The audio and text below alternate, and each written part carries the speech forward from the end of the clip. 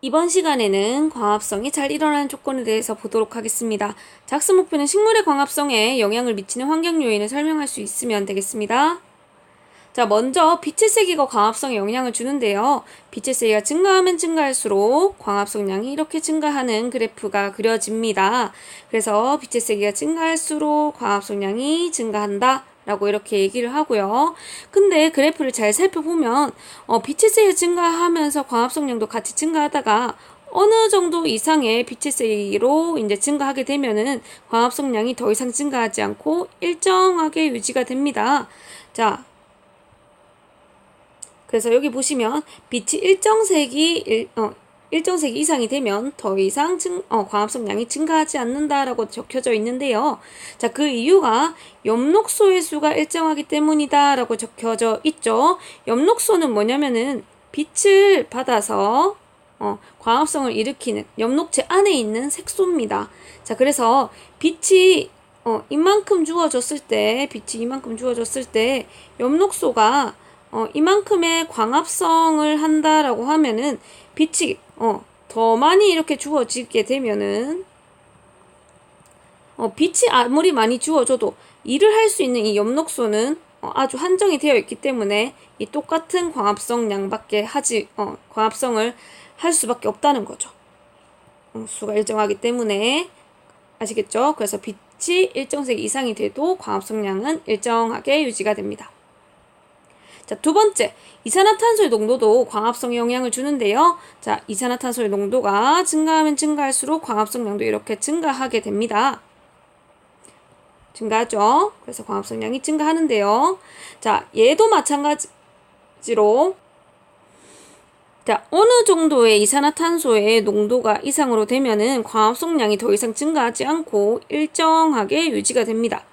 일정하게. 그래서 여기 보시면 이산화탄소가 일정 농도 이상이 되면 더 이상 광합성량이 증가하지 않습니다.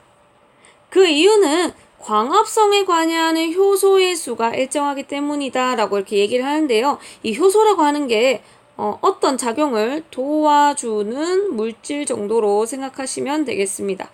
그래서 광합성을 도와주는 물질인데요. 이 물질의 수가 일정하기 때문에 이산화탄소가 일정 농도 이상이 돼도 더 이상 증가하지 않는 겁니다. 이것도 아까 빛의 세기 했을 때처럼 마찬가지. 이 광합성을 도와주는 효소의 수가 일정하죠. 그래서 이 이산화탄소가 이만큼 주어졌을 때 이만큼의 광합성을 최대로 할 수 있는데, 그럼 이산화탄소가 아무리 많이 주어져도 얘가 일할 수 있는 거는 이만큼밖에 못 한다는 거죠. 그래서 이산화탄소의 농도가 어느 정도 이상이 되면은 광합성량이 일정하게 유지가 된다. 더 늘어나지 않는다라고 하는 거. 자, 세 번째 온도입니다. 자, 온도가 증가하면 증가할수록 광합성량이 이렇게 증가를 하는데요. 그래서 온도가 증가할수록 광합성량이 이렇게 증가하는데, 자, 여기 보시면 40도라고 한 온도에서 더 이상 가게 되면 광합성량이 이렇게 감소를 해요. 감소. 그래서 일정 온도 이상이 되면 그것도 급격하게 감소를 하죠. 광합성량이. 자, 왜 그러냐면 광합성에 관여하는 효소, 아까 그 도와주는 물질이라고 그랬죠. 이 도와주는 물질이 변성이 되기 때문에, 우리도 알다시피 뜨거운 곳에 우리 그 피부가 오래도록 노출되어 있으면 화상을 입잖아요.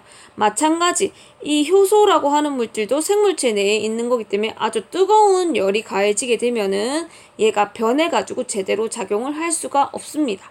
화상을 입는다라고 생각하시면 돼요. 자, 그래서 이 도와주는 물질이 변성이 되기 때문에 오히려 광합성이 저해된다, 감소하게 된다라고 하는 것이죠.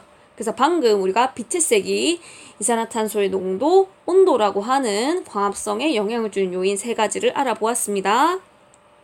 자, 비밀 미션입니다. 비밀 미션. 아래에 이제 괄호를 제가 내줄 건데, 이 괄호에 해당하는 것을 댓글에 써서 달아주시면 되겠습니다. 자, 광합성에 영향을 미치는 환경 요인에는 땡땡땡땡땡 요거 괄호와, 자, 온도, 이산화탄소 농도가 있다. 자, 이 괄호 안에 들어갈 요인을 적어주시면 되겠습니다. 자, 수업 당일 오전 8시 반까지 5차시 디딤 영상 글에다가 적어주시면 되고 최초 수행자는 플러스 2점 부여해 드립니다. 자, 수고 많이 하셨습니다.